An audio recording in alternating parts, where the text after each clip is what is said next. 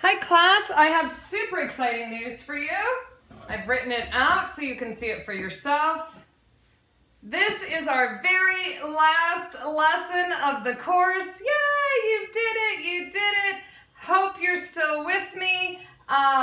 We're not doing all of this lesson, we're just doing this one little piece. And so hooray for you that you have made it all the way through these videos and all the way through all of this new math. So 12.1 has multiple parts. The part we're going to look at today has to do with something called a composite function. And I don't think this is an overly helpful definition until you see it in practice. But it basically means when you take one function and apply it to another separate function. So we're going to be looking at more than just one equation, but we refer to them as functions at a time. And I'm going to model exactly what you're expected to do on the homework. And so there's going to be a little bit to write down here. So our first example, we have f of x is 5x minus 3, and g of x is 6x plus 2. And we have 4 things to figure out. So our first one is, it's going to look weird, stay with me. F of g, that little circle there, stands for the word of, so we're going to find f of g of 2. We are going to find g of f of negative 1. We're going to find f of g of x, and we're going to reverse that and look for g of f of x. So this is not the letter O. It doesn't stand for anything other than the word of, and it's what we use when we are referring to composite functions.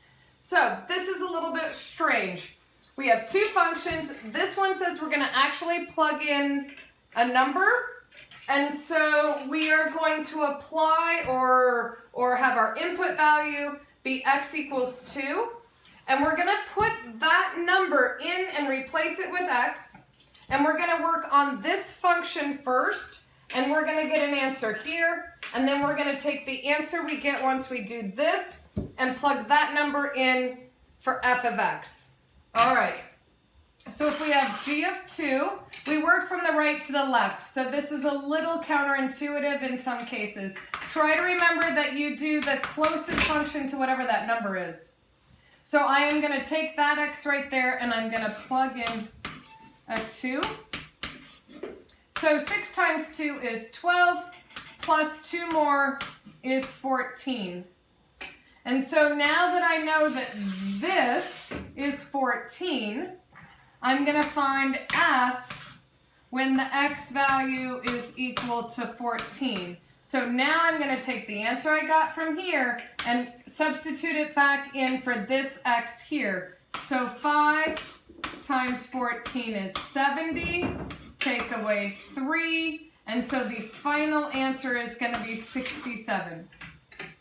We're not necessarily going to get the same answer if we do these steps in reverse, so compare that to here.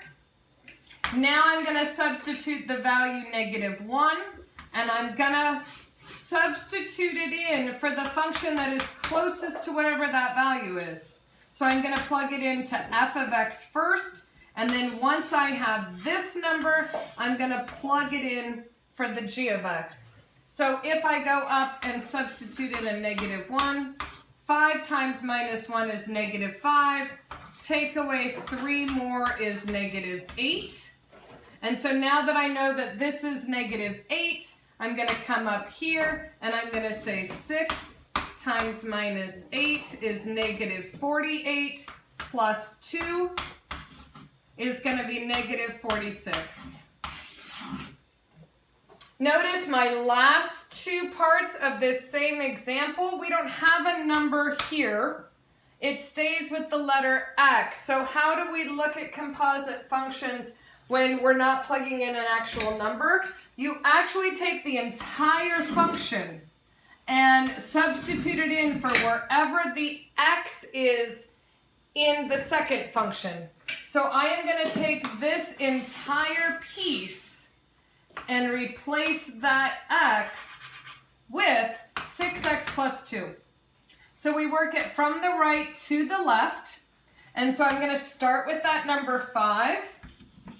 And instead of writing that x, I'm going to substitute in that whole function and then just simplify. And then the minus 3 tacks onto the end. I can distribute. So 5 times 6 is 30x plus 10 minus 3 is 30x plus 7. Since I never had an actual value to substitute, then I still should anticipate that my final answer is an expression of itself, 30x plus 7. Let's reverse it, and this is where I can really show you that doing it in reverse is not going to come up with the same answer. Here I switched those values, and so it really didn't demonstrate that in 1 or 2. All right, so here I'm going to start with, I'm going to take all of f of x. So you start on the right. So I'm going to take this whole thing, and I'm going to substitute it in right there. So I'm going to start with the number 6, and instead of writing that x, I am going to put that whole function value right there. So 6 parenthesis 5x minus 3.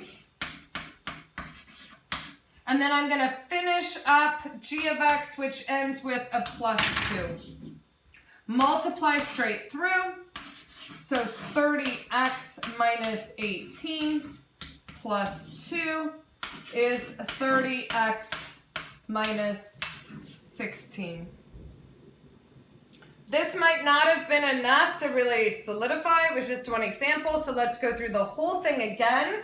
There's 4 pieces on your homework, so we're going to look at all 4 once again, but I will change the f of x and the g of x.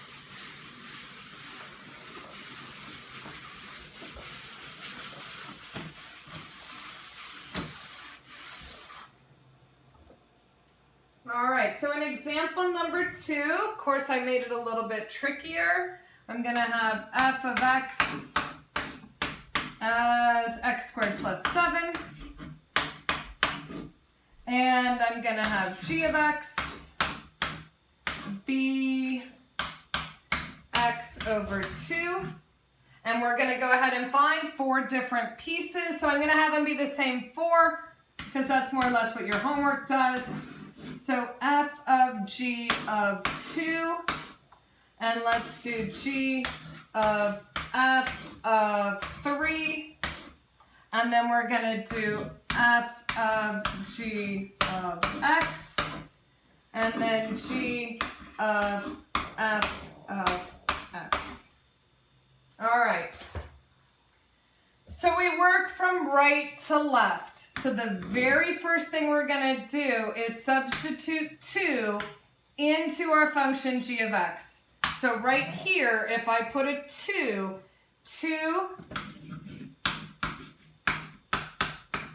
divided by 2 is going to give me 1. And now I'm going to take that answer, which is 1, and plug it in for f of x. So f of 1 is equal to 1 squared plus 7. 1 times 1 is 1 plus 7 is 8. So my final answer is 8. On this, on part B, or part 2, whatever you want to call it, we're going to do this piece first. So I'm going to substitute a 3 in for x for the f of x piece. So I'm going to go 3 squared plus 7.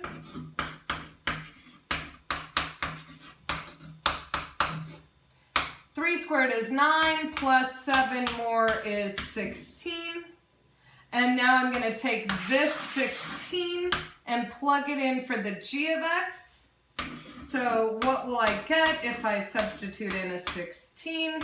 16 divided by 2 is 8. It is totally a coincidence that those two numbers turned out to be the same. Don't attach any importance to that whatsoever. All right, so now I'm going to take away those numbers. I'm going to take all of this and substitute it in for f of x, meaning I'm going to take x divided by 2 and plop it in for x squared right here. So that's going to look like x over 2 squared plus 7. And just work that out until it's not reasonable to simplify any longer. We want it in the most simplified form. So it's going to be x squared over 4 plus 7. If I reverse the order and find g of f of x, I start with this function here. So now I can, this is my last part, I can draw a little bit more on my chalkboard here. So I start with this and I just plug it right in for that x. So I have x squared plus 7 divided by 2. And there's not a thing I need to do to that, it's just done. I only wrote these two down, but I feel like you might benefit from watching me do one more. So I'll just kind of make one up. You can consider this one to be your try.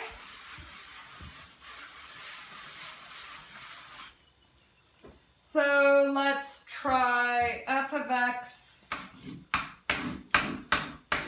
equals, let's throw in a radical, so radical x plus 4.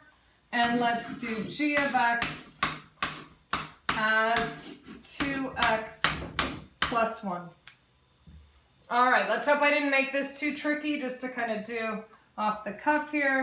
So we're going to do f of g of 2.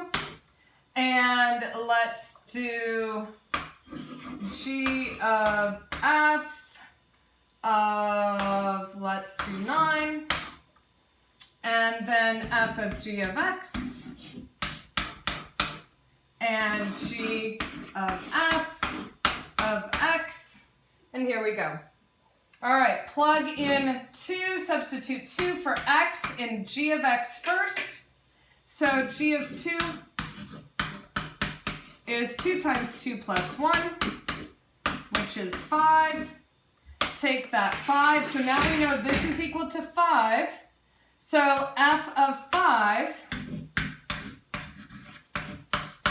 plug in 5 right here, the square root of 5 plus 4. And you can just leave your answer like that. It's totally fine. And it's okay that that didn't work out to be a perfect square. It's not a huge deal.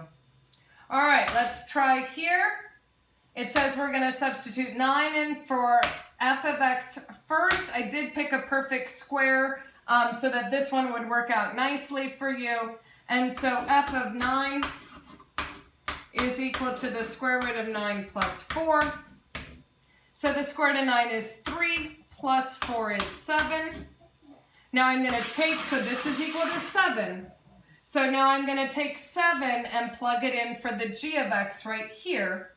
So g of 7 is equal to 2 times 7 plus 1, which is 15.